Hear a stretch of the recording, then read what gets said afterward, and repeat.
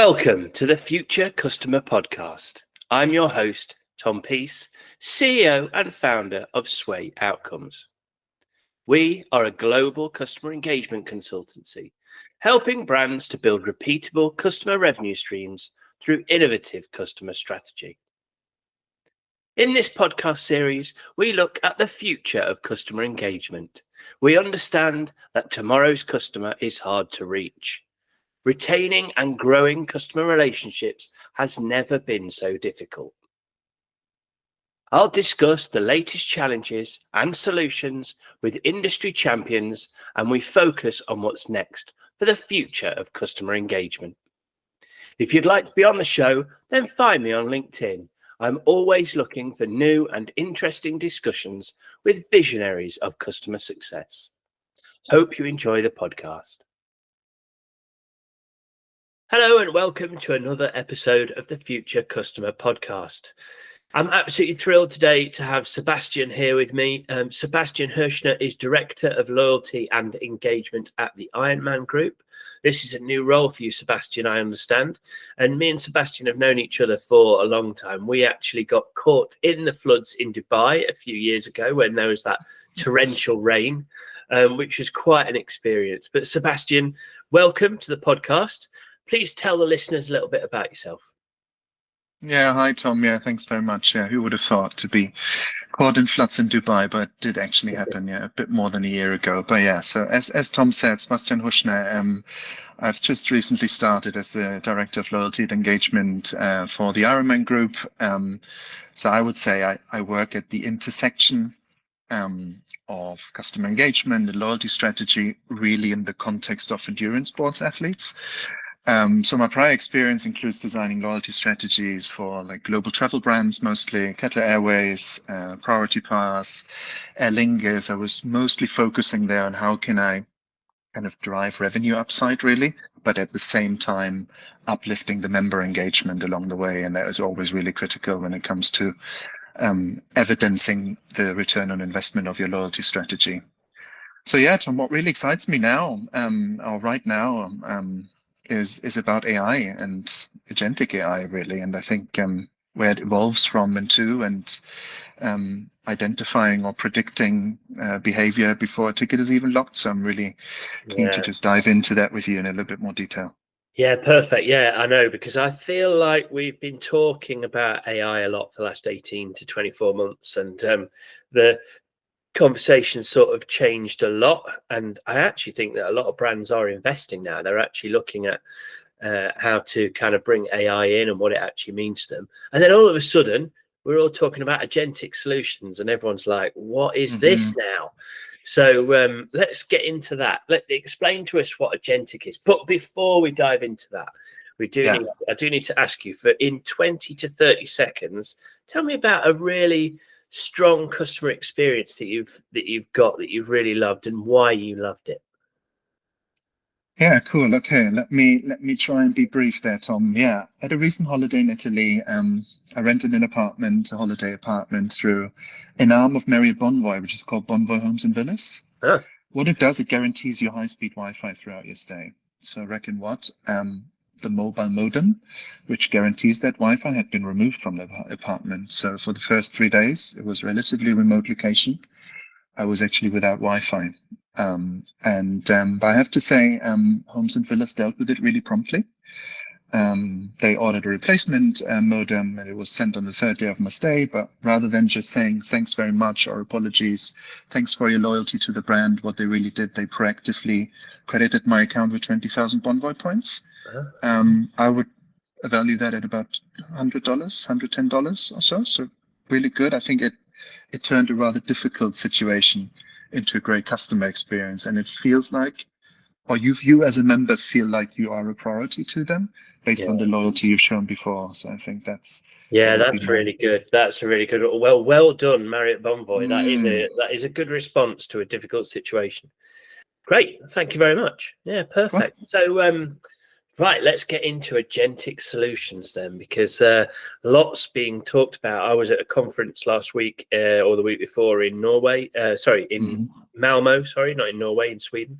And there is a lot of conversation about this, and I feel like this topic is coming up. It's bubbling up to the top, and it's starting to be a real thing. So tell us, because I feel like the industry is a bit like, oh, okay, this is another new thing. Tell us, what is this? First of all, what is agentic solutions? Yeah, shall we define it first a little bit and then dive into the detail? Yeah. I mean, I would say, agentic AI, it kind of refers to the artificial intelligence systems that they don't just generate responses like traditional generative AI, I would say, but they can also take action on behalf of the user. And that's probably the difference here. So when I say standard generative AI, which produces some text or as well as some content, agentic AI really combines, I would say, the reasoning, there's decision making, and it's also got the ability to interact with tools, and systems, and also with data sources, really importantly. So I think in summary, it's not just conversational. It's really important to understand that difference. It's actionable. Yeah. And it doesn't just chat, it can complete tasks for you, or it retrieves context, and it can act kind of autonomously as well if you give it the sort of right parameters within your business. Okay. All right. Good. Thank you for the explanation. That's good. A good, really good definition. So why do we need this? I mean, yeah, this is the key question. Why are brands now saying we need the AI to do this versus how it always worked before? Back to your Marriott Bonvoy solution. Would that have been solvable through AI? Why do we need this new integration? Yeah, no, it's a fair question. I think, I think if a few key points to kind of frame the problem or why this is really needed, within loyalty contact centers or customer service functions, I would almost say are like the emotional front line of loyalty.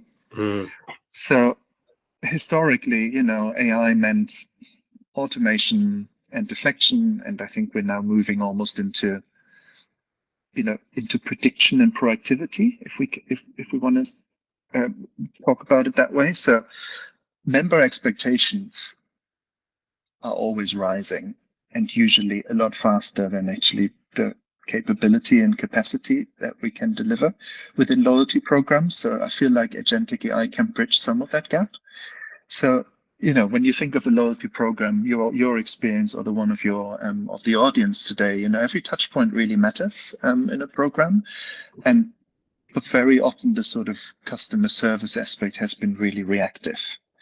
And I would almost say that agentic AI really flips that model on its head. It really helps us to sort of identify the intent before the member actually reaches us, and it also responds in a way that ideally feels personalized and efficient. So I think, as long as we think of the service as solving problems, it's more about now we're predicting why a member might need help and kind of address that proactively. I think that's how I would frame it. Interesting. Well, I look forward to seeing how that works in actuality.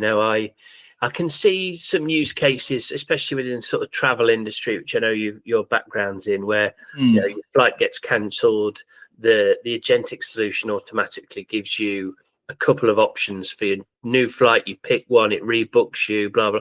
That all seems to work quite well, but I don't know, how does the AI really predict what somebody is going to want next? How does that how does that really work? How does it kind of change the landscape for the consumer?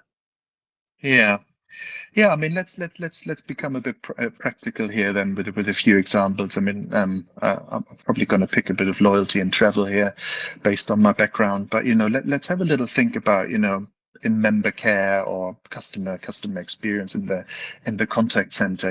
The traditional, I'd like to frame it almost in a way that how did it work traditionally?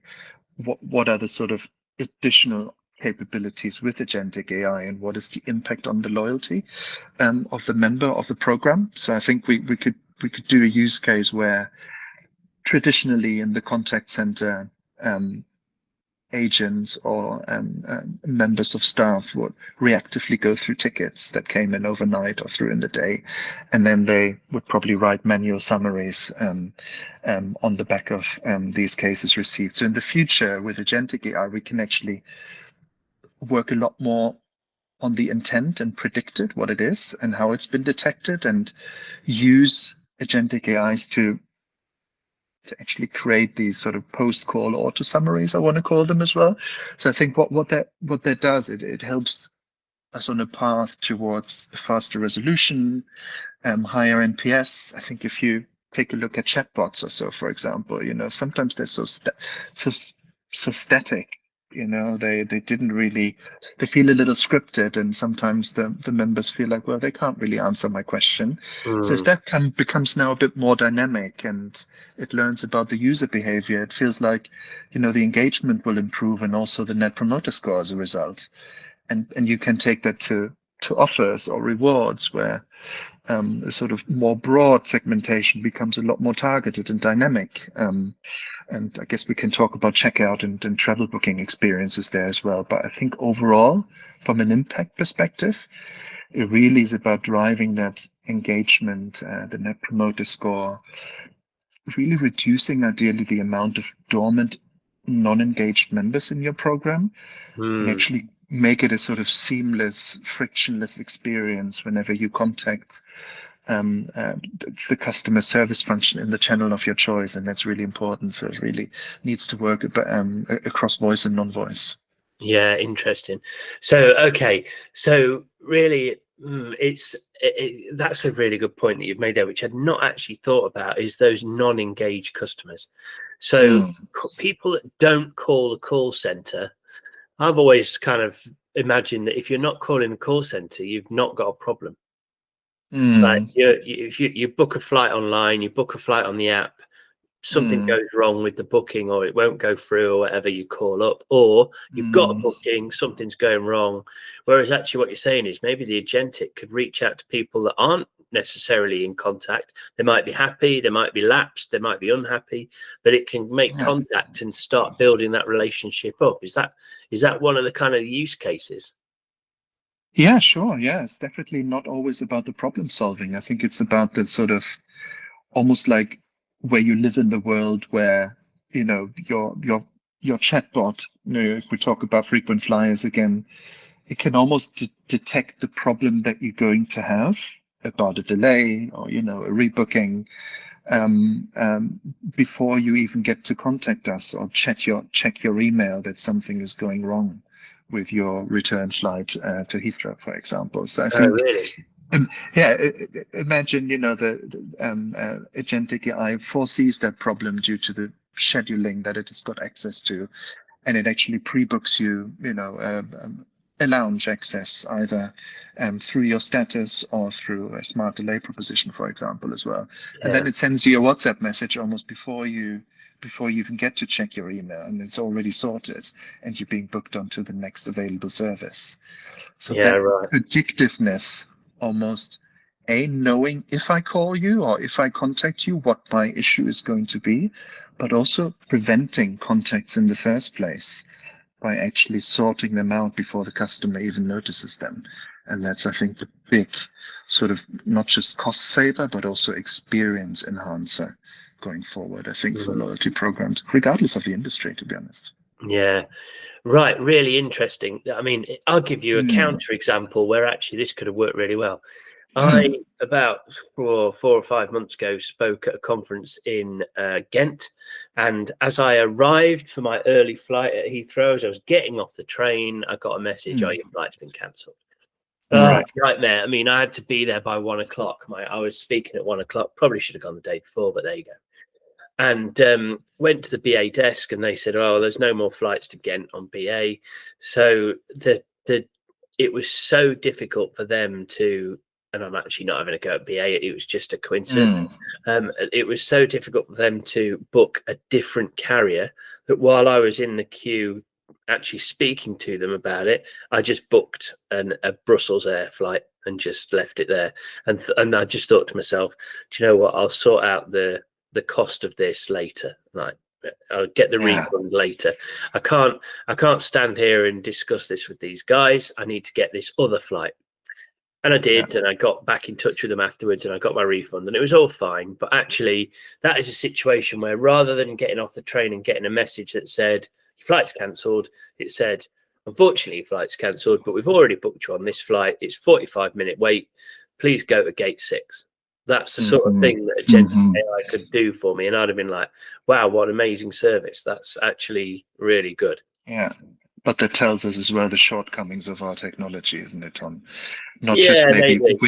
within the sort of one world network, which is difficult to Brussels as it's serviced by Star Alliance, but also, the amount of action or activity you had to take in order to fulfill your need, which is a business need, and to be there at a certain time.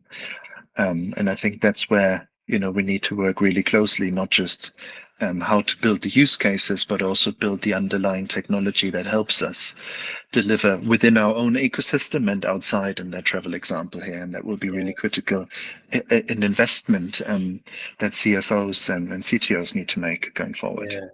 So how do they do that then? How do they create that revolution where kind of it will go all the way through the process, including payment and that sort of thing? Yeah, and I think that's where we're seeing so much. That's where we're seeing so much innovation here at the moment. I don't know whether you've read about the ongoing number of brands that build seamless integration within ChatGPT immediately. No, I'm not aware. Go on, tell us. Tell the truth about that, because this is where it's starting to get really scary, actually, when it's processing payment on your behalf. But tell us. Yeah, that is actually true. So have a think about this. Was an OpenAI example that I read about with Stripe, actually. Yeah. What that does is you go into ChatGPT, and actually there's a new instant checkout capability, and that's a new milestone within AI, really, and use of AI. But what it really means for your audience, or for the audience today, means customers can research, they can make a decision, they can transact, and they don't ever have to leave the AI conversation. So for loyalty, that's really big, Tom. That's really a huge opportunity as well, underpinned by the right technology, of course. But I'm thinking, like, from a frequent flyer perspective again. You're redeeming points, you're buying upgrades, you're booking partner hotels, and actually you never leave the chat because it takes the payment as well. Yeah, right. And take it a step forward. I think 2 days ago, the OpenAI Atlas browser launched, which actually means it's a completely new entry route. And the entry route into your search or into your customer need is already powered by artificial intelligence rather than a third-party engine. So I would almost say we're really witnessing, like, the emergence of conversational commerce here. We can type, we can talk, and the loyalty program of the future. It's about, like, it will not only reward you for your purchases. It will accompany you from start to finish throughout the decisioning phase, but also the purchase journey. And I think that's really a big milestone. And it will take time for us to adopt it, but other industry will give us good use cases over the next few months, I'm pretty sure.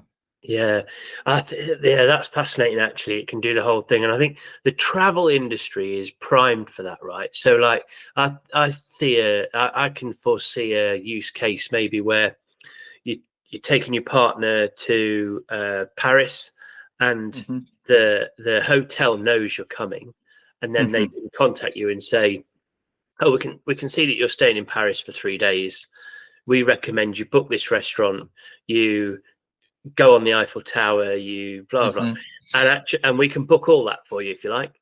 And you just go, yep, and it just goes, right, your table's booked for 7 on Saturday, the Eiffel Tower's booked for Sunday, arrival at 10, bosh bosh bosh, the whole thing's just done, right? And and you think, wow, that's great, the hotel concierge has done that for me, it's all come through WhatsApp, I did it 2 weeks before I traveled, it's all paid for. That is where we're getting to, right? I guess that kind of the use case that we're moving towards.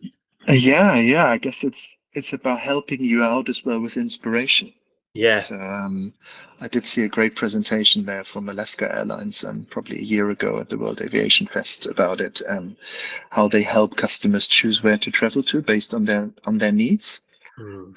What that also means as well, though, as we start building these integrations in whatever industry, um, building that credibility with your audience is absolutely key. So I sometimes refer to it as the sort of responsible AI and how you build that trust with your customers. We automate quite a few things here in the customer experience. It needs to be really spot on, Yeah. especially when we talk about data quality. When we talk about transparency, the ethics of your brand or your program, they become a little bit, I'd say, like non-negotiables. Yeah. And that also means it's not just powered by AI, it's earned through trust, and you need Yeah. to return that through the integrations that you offer your members. Yeah, well, that was going to be my next question, actually. Will people actually trust this? I suppose maybe the younger generations will just flow with it because they're more used to it. But what happens if trust is broken, and how do brands kind of make sure that trust is there? Because, once AI starts making payment decisions for you, I'm like, oh, this sounds like a hacker's golden goose. But not that I know too much about that. But yeah, what's the situation there with the trust element? Yeah, I think I said it as a response to one of your first questions. Is as well, I think you can automate, or you can allow Agentic AI to help you automate as much as possible, as long as you give it very clear guidelines and areas in which it can and cannot operate. And I think just like in any loyalty program, really, I would say regardless of the industry, the responsible use of AI and how to align that within your innovation team. And it's really critical that it aligns with the customer values as well that you stand for as a brand and your loyalty program. And I think it should really flow into how you define the algorithms, and ultimately you're serving human needs, right? You're just automating a few tasks, but at the end of the day, it's you're not replacing anyone. You're just giving humans that care, know the value of your program, somebody to hand that can help automate certain tasks and make some decisions in an automated manner based on data that we know and learned about the member to provide that experience. And I think only if we provide that evidence, or for each brand to do so, that we can build that trust with our members to continue to use these services, whereas maybe the youngsters might be open for it today to just use such a tool to create their next trip to Hawaii or wherever it may be, whereas others are, well, I know I want to travel to San Francisco, so I only start the process once I know where I'm going to. So that ongoing education and building of trust will be a continuous battle, I think, and some brands will win, some not, but especially the data aspect and how you use data to personalize an experience without becoming too sort of nosy or predictive with customers. That is where the real battle is going to be fought. Okay. Yeah, well, that is a thought, isn't it? Yeah.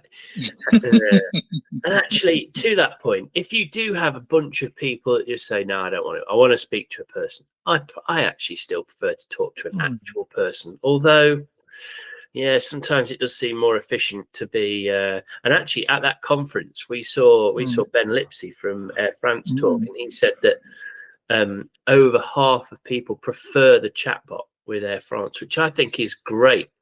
They've obviously really invested in that, and built the AI tool up to teach it to learn, etc., so that it actually reacts to people in a really positive way. So well done to them. But yeah, I wonder if we scale everybody to be in the marketplace where they talk to a chatbot, the chatbots get better.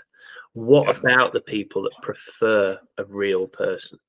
Yeah, it's a huge part of the experience, Tom. I totally agree, and I think what Agentic AI helps us to do as well, due to that predicting of intent of why somebody contacts us, what it really helps us as well is to identify which are the more complex cases, or the more customer preferred circumstances where voice is preferred over an automated solution. And I think identifying it and serving these type of customers in their preferred channel and way will really be critical in order to drive up your NPS across a wider base rather than just a certain percentage, especially as we start building out the use cases.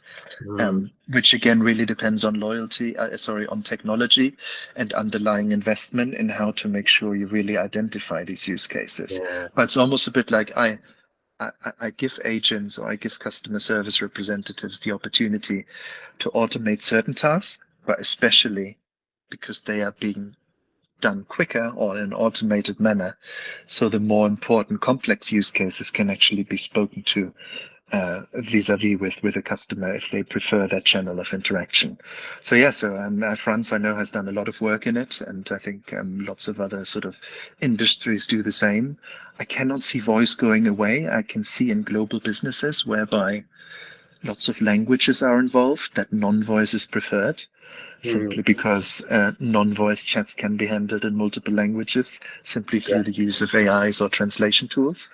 But I think you will always have to opt for your best customer, and identifying what your customer lifetime value is and how you help displaying that to members when they are being contacted or speaking to members will always be critical in a way to identify how to treat somebody and whether certain exceptions can be made without necessarily always having to go to the manager for approval in order to speed up that solution process as well.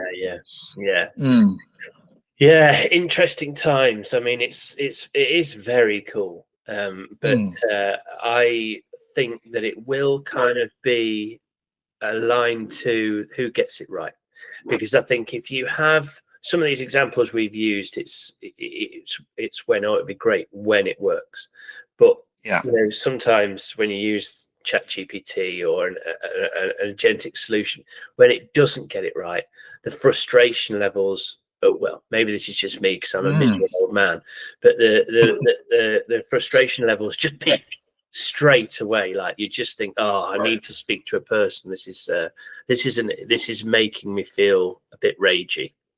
Yeah, but I mean, Tom, I would see it almost like I would define it as the next wave of customer engagement or engaging with brands, and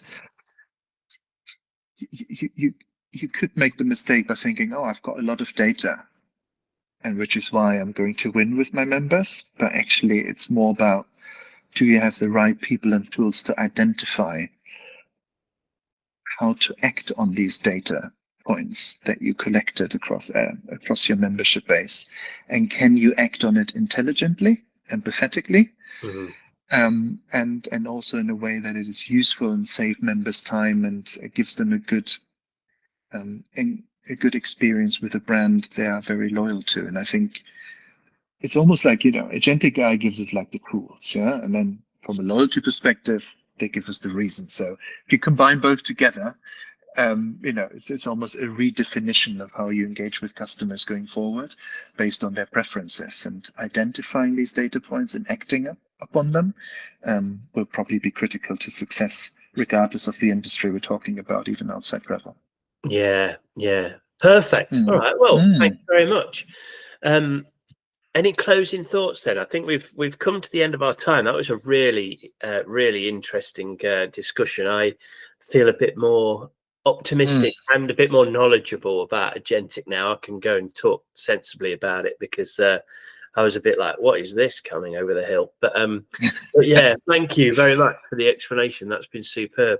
So yeah, any closing thoughts before we move on? I mean, I think if just a few sum up thoughts to finish us off. I really want to get across to the audience as well.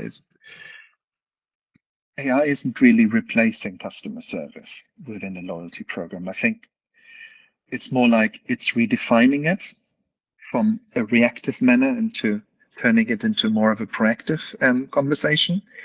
And at the, as I said on the previous questions, it helps us to define what empathy means for our brand and scaling it, or help scaling it. and really freeing up humans, to do what machines really can't. Which is an interesting way of phrasing it as well. It's for me loyalty, and in my new role or in previous roles, it's not just about rewards anymore necessarily. So how can I recognize my members' needs before they even voice them to me in whatever channel they prefer? And I think we have to go a long way from a technology, from an investment perspective, but also from a data interpretation perspective to make these work for our respective brands that we represent. Okay, amazing. Yeah, thank you. That's a very good summary. And the only last thing we have is the one random question. Right. So are you ready? So there's no... I am ready. We've had some... I keep trying to catch people out and they're like, yeah, I'll get it. Like I had a call recently, recorded recently with a guy called Dan Herman, and I asked him how many languages, official languages, are there in South Africa? And he knew. I was like, blimey. So no pressure. You did. Right. No okay. But, go for it, Tom. I'm ready. On the whole thing about agentic, my question to you is, iRobot, a visionary book written many years ago, and then made into a film with Will Smith. But do you know the name of the author? I do not, Tom. Oh, okay. I got one. Yeah. 1-0 to me. So no problem. Well, the author of iRobot was Isaac Asimov. So yeah. Oh wow! I learned something new. Yeah, exactly. Never actually read the book, but have seen the movie, and I'm hoping that that's not where AI is going, and that we're all going to be under threat of robots in our homes. But yeah, you never know, right? I think for now, at least, it's just chatbots, which are quite hard. Yeah. I probably would have been on the losing end on the South African languages as well. But here we go. So that would have been 2-0 for you. Well, I'll be kinder next time, maybe. But yeah, it's just for fun.